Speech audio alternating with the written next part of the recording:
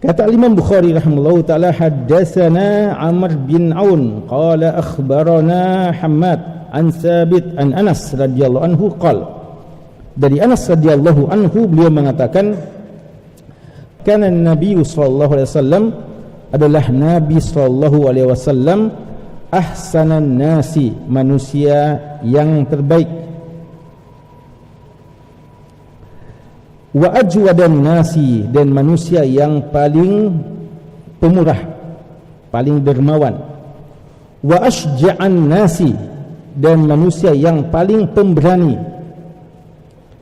Laqad fazi'a ahlul Madinah, satu hari, satu malam penduduk Madinah fazi'a, dikagetkan, zata lailah, pada satu malam dikagetkan dengan suara yang besar menggelegar, terdengar di seluruh penjuru kota Madinah.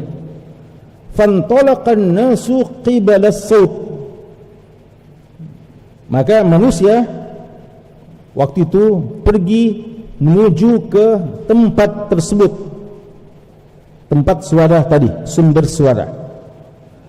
Fastaqbalahumun nabiyyu sallallahu alaihi wasallam, ternyata mereka ketika baru menuju ke sumber suara, mereka sudah bertemu dengan Nabi SAW. Qad sabaqan nasa ila sauti, Nabi SAW pertama kali duluan berada di sumber suara, bahkan sudah balik dari tempat suara kembali ke kota.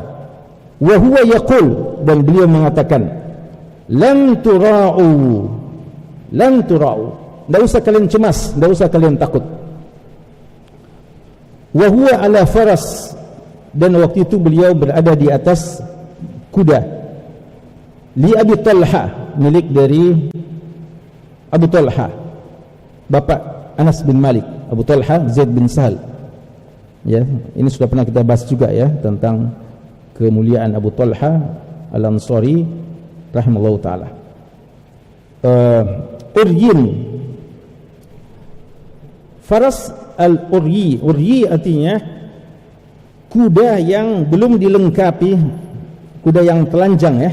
Uryi artinya kuda yang telanjang, artinya belum dipasangkan tempat pelana dan sebagainya. Ini karena buru-buru beliau, maka beliau mengambil saja kuda yang apa adanya, ya, kuda yang bisa dikenakan, belum pakai pelana dan tempat-tempat duduk dan hal yang kadang menjadi pelengkap bagi kuda untuk digunakan dalam safar atau dalam peperangan dan semacamnya. Jadi kuda yang tidak dilengkapi dengan pelana dan hal-hal yang lain. Ma alaihi sarjun, ya, sarjun itu tadi ya. Jadi dia tempat pelana untuk bersandar ya pada kuda tersebut. Wa fi unuqihi as-saif, dan waktu itu beliau menggantungkan pedang pada leher beliau. Faqala, dan beliau bersabda, laqad wajadtuhu bahra au innahu la bahrun, dan saya telah mendapatkan kuda saya ini seperti bahar, dan kuda saya ini bahar. Bahar apa artinya bahar? Laut ya. Jadi artinya dia bisa begitu luas ya. Nanti akan kita terangkan. Ya. Ada beberapa pelajaran yang bisa kita ambil secara singkat dari hadis ini. Yang pertama, jamaah sekalian, ini persaksian dari seorang Anas bin Malik tentang nabinya sallallahu alaihi wasallam. Dan kita tahu Anas bin Malik seorang sahabat yang 10 tahun menemani bermulazamah dengan Nabi SAW sampai wafatnya.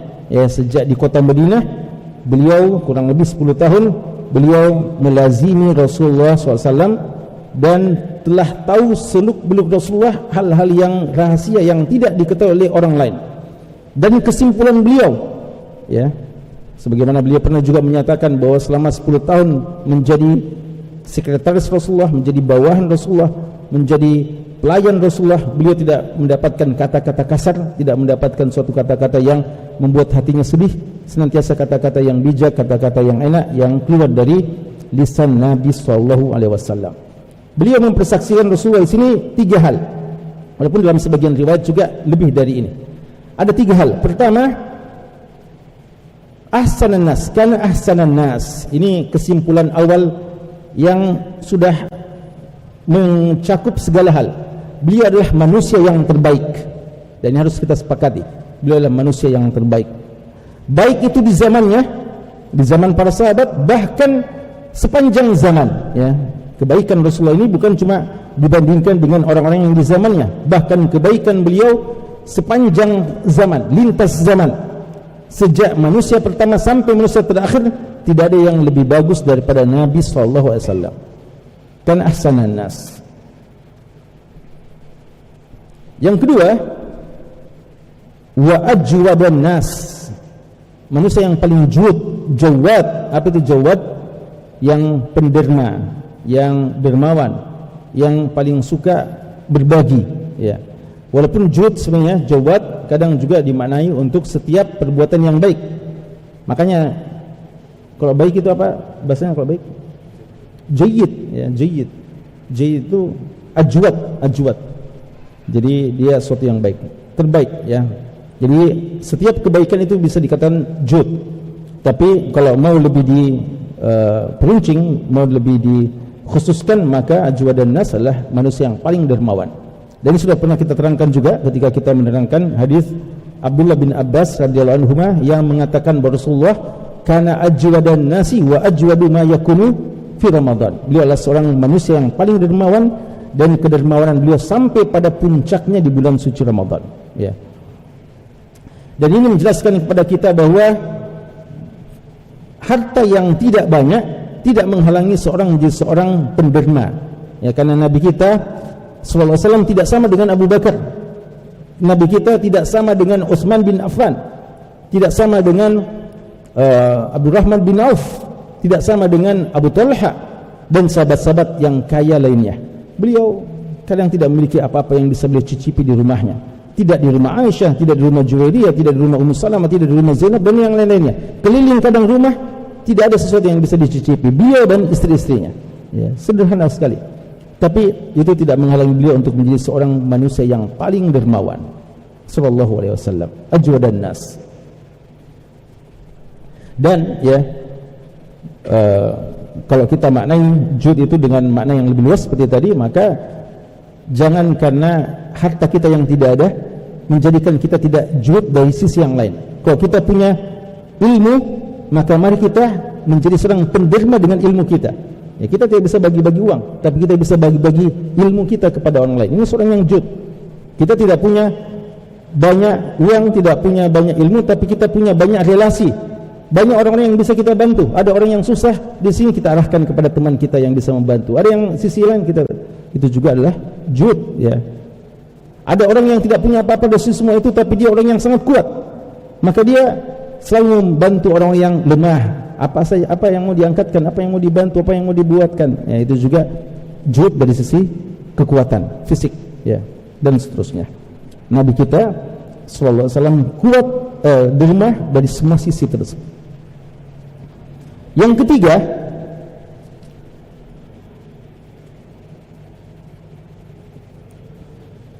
asja'an nas, ya. Mungkin kadang orang identikkan seorang yang sangat baik akhlaknya, seorang yang sangat rajin ibadah, seorang yang banyak menangis takut kepada Allah, seorang yang hatinya senantiasa menjaga dari prasangka, seorang yang selalu, dan dibayangkan dia seorang yang bukan jagoan, bukan mujahid dalam peperangan, dan bukan seorang yang pemberani. Adapun Nabi kita, beliau seorang yang juga sangat pemberani, ya. Karena Allah Subhanahu wa taala kuat dan mencintai orang-orang yang kuat, ya. Dan mukmin yang kuat lebih dicintai pada mukmin yang lemah. Dan di antara konsekuensinya adalah adanya yang dinamakan keberanian, ya. Karena itu dikatakan wa asja'an nas, Siapa para sahabat yang paling pemberani, yang selalu dikedepankan dalam duel kalau jihad? Ali radhiyallahu anhu. Ali radhiyallahu anhu itu sahabat yang kalau ada peperangan selalu dia yang duluan adu bertarung, ya, duel dengan musuh. Tapi beliau mengatakan kunna idza ishtaddal ba'su ittaqaina khalfa Rasulullah SAW. Ali sendiri mengatakan, kalau peperangan sudah berkecamuk dengan sengitnya, kami berada di belakang Nabi SAW. Ya. Jadi sampai Ali pun mengakui keberanian, ya, dari Nabi SAW. Asja'an nas. Lalu beliau berikan contoh. Contohnya ini kira-kira pada apa? Ahsanan nas, ajwadan nas, atau asja'an nas? Lebih kepada asja'an nas, ya. Contoh bagaimana keberanian Nabi SAW. Nabi SAW pada satu malam ada suara yang sangat keras dari satu sisi kota Madinah. Penduduk Madinah malam itu dikagetkan dengan suara tersebut, sampai kelihatannya semua terjaga, terbangun dengan suara yang keras itu.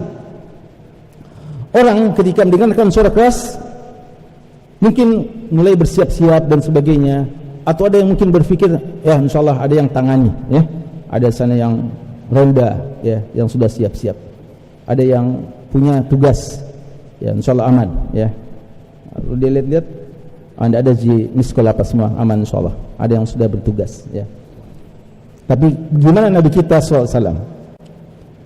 Ternyata para orang-orang penduduk Madinah yang punya perhatian, maka mereka intalaqa, mulai bertolak menuju ke tempat suara tadi untuk tahu apa masalahnya. Dan ini khususkan menunjukkan perlunya kepedulian, ya, perlunya kepedulian. Biasa ada orang biar suara kencang apa semua dia tidak peduli, dia fikir insyaallah ada yang tangani, ya.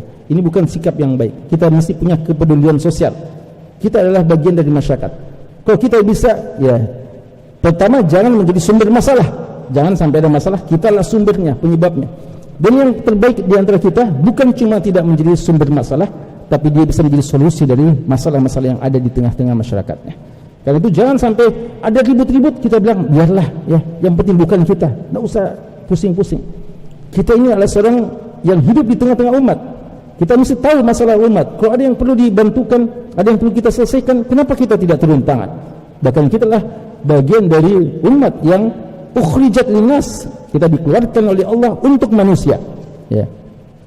Makanya dikatakan ukhrijat linnas adalah khairun nasi linnas. Mereka sudah menjadi manusia terbaik dan juga tampil untuk manusia, hadiah yang terbaik untuk manusia. Jadi orang-orang pada mendatangi tempat tersebut, qibalas saut, sebelum sampai kepada sumber suara, Nabi kita sudah pulang. Nabi kita sudah pulang. Apa tandanya? Apa maksudnya itu?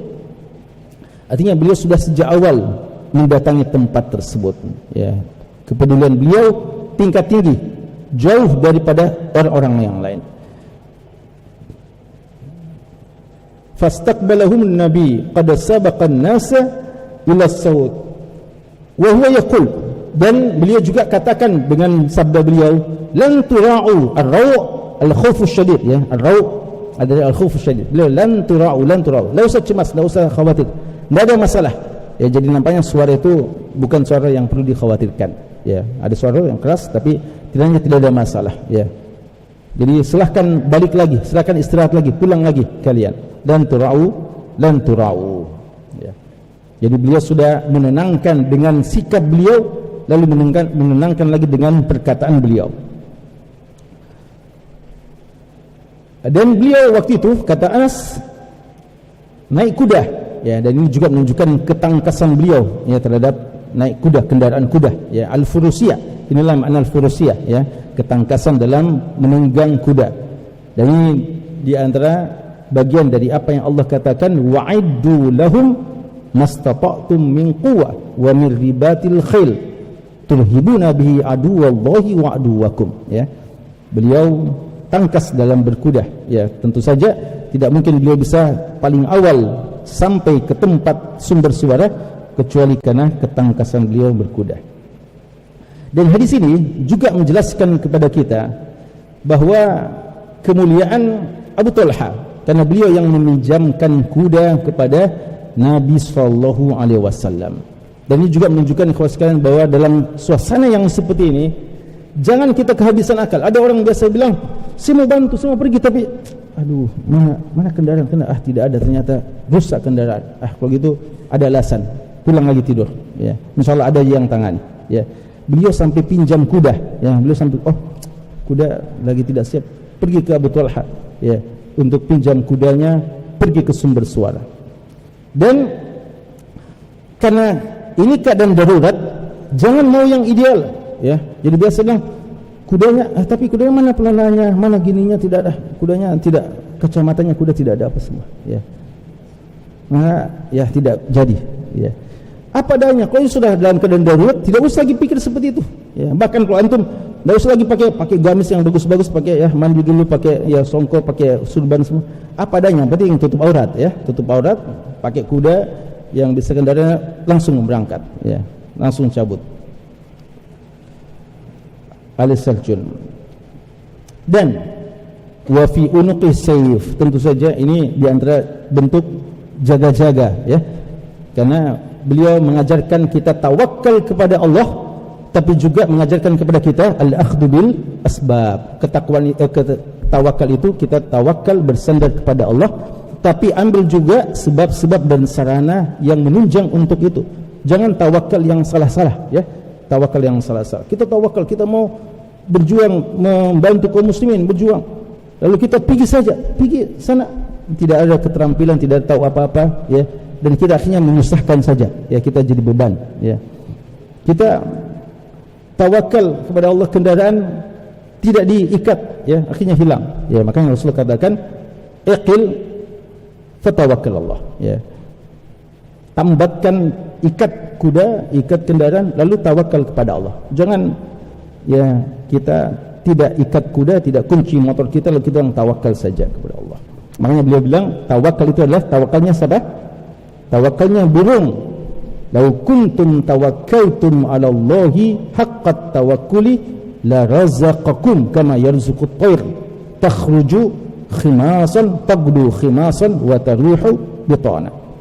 Tawakal yang sesungguhnya itu tawakalnya burung yang pergi meninggalkan sangkarnya, meninggalkan sarangnya pagi-pagi hari, tawakal kepada Allah mencari rezeki dalam keadaan perut pagi-pagi keroncongan, pulang perut sudah kekenyangan, ya.